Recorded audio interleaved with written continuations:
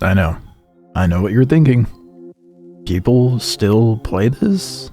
This game hasn't died yet? Apparently not. This is the last test before Season 6 goes live. I mean, granted, there's not many people playing the test, but, that's fine. I decided to hop on for about an hour and a half last night, off stream, to kind of get a feel for whether or not it's worth going back to. And I gotta say, it actually might be worth returning to Last Oasis when they drop Season 6 to be live.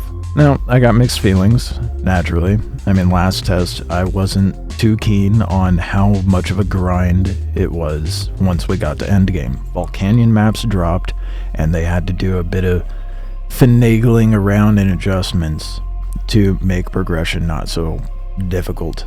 And even then, once we got to Cali Spires, that progression wall and grind was still excessive. That aside, however, maybe that'll be better this time around. I'll go over what they said they've changed with Cali Spires, along with other improvements with this patch. Now, the most glaring and interesting thing is the new skill tree. We had the tech tree where we unlock things to be able to craft, like crafting stations, walkers, etc. Now, along with the character points that we get, I don't even know what you want to call that, the one where you get a damage, stamina, and health boosts, etc. There's more depth to building your character. Now you can go through these trees and give yourself buffs for harvesting, stamina regeneration, health regeneration, damage reduction from specific weapons, and as you can see, there's different categories. I will be exploring this further live, so be sure to join me when I go to do that. Anyway, there has also been some quality of life changes, very subtle things that I've noticed in the brief time that I spent in there. Like, if your base is decaying, it has a ominous red glow on the interior. How lovely. That's nice, actually. Much better than an ear-piercing sound. So, that's much appreciated. The progression is the same as it was in the prior test, which I have no issue with. The last test felt great. It was just endgame that got to be a little obnoxious. And the biggest thing, and the main thing they're testing this time around, is their automated tile spawning. So the big issue last season was there was a lot of manual tinkering they had to do with servers to maintain congestion of players. Now they've got an automated system, so they can just go boop, start the season, let it situate itself. That's what this test is technically for, along with the subtle changes that they've added. That being said, this test is at an accelerated rate. So it's going to be 3 times XP and 2 times harvest rate, which, to be honest, I kind of wish what they have it at right now was just the default. I think that would be a lot more fun, a lot more approachable for casuals and people who have lives, but I digress. We'll see how that plays out. For you ex-bobs out there, bittersweet news. They see the light at the end of the tunnel with Xbox, but they're not quite at the point of claiming victory yet, unfortunately. Their full intention is to support Xbox for launch of Season 6, which honestly, I kind of think might happen this year. Maybe that's cope, but I'm thinking Season 6 will happen this year. I'd like that to be the case. Maybe like a November drop, that would be wonderful. Mainly just depends on how well this test goes. So, that being said, all of yous watching, give it a try. If you missed Last Oasis, honestly, I was having some fun. Maybe it was nostalgia, maybe it's cope, maybe it's both, but it was actually enjoyable, and I was encountering PvP, and I was winning fights, and lost one, but that's not the point. There was actual PvP, even though the numbers were small. So their intention of having this congestion of players through this automated server system seems to be working right now. So what's new? Well, there's a lot of stuff they didn't address that's new, like the glowing base thing that wasn't there last test from what I recall. So we'll see what I discover along the way. What they have mentioned is there's going to be a new Broken Tusker point of interest in Galley Spires. Okay, well, that's endgame. So, re-added gun pod, ballista. There's now a torque chest with 50k storage, which I find that incredibly interesting. I'm excited to see what that'll be like on a walker. And I wonder if it'll pull straight out of the storage, or if you're going to have to manually put it in. I'm assuming the latter. It'd probably be a good thing to just throw inside of your cage, your walker cage. That way it's protected, you have ease of access to it, just like ammo chests, so yada yada. If this season actually does well, you guys can definitely expect more build videos in the future. Moving on, for those gambling addicts out there, especially those Rust players coming over, there's a gambler notepad at the trading station, which I'll be checking out on the live stream today, of the day of posting this. You'll see a thumbnail with a scheduled stream.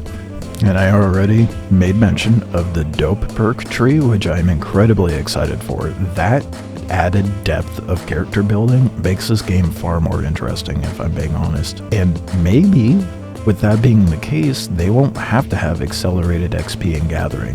You could just orient your build to just farm faster because you can't hop on every day, you know? So we'll tinker with it. I'll see how good and bad it is, and just bear in mind that we're at an accelerated rate for this test. The poaching hut has been reworked, so now it's a King of the Hill event, and you have to have 3 clan members present. There's a new event, referred to as the Koth Walker event, whatever they are referring to, like the old LOC modded server. I'm not familiar, I've only played official servers, so if any of you watching this are aware of what that is, please let everybody know in the comments. They've implemented a remote container system for crafting stations. I'm assuming crafting stations will just pull from containers is what they mean? I don't know. We now have chest decorations, added a new pyramid point of interest on Galley Spires. Something I find interesting is they've made the worm map a little more interesting. So you know how before you would show up if the worm's been killed, then, you know, basically the map's over with. Now they have a worm attractor. Taking some notes from Dune, maybe? So if the worm has been killed upon your arrival and there's nothing to do, you can make something to do and bring the worm back to fight again. There has been some balance adjustments, so there's a decent amount here. I'll try to rapid fire them, try to keep up. New ammo chest mesh. Correctly set up Rupu's melee difficulty and loots.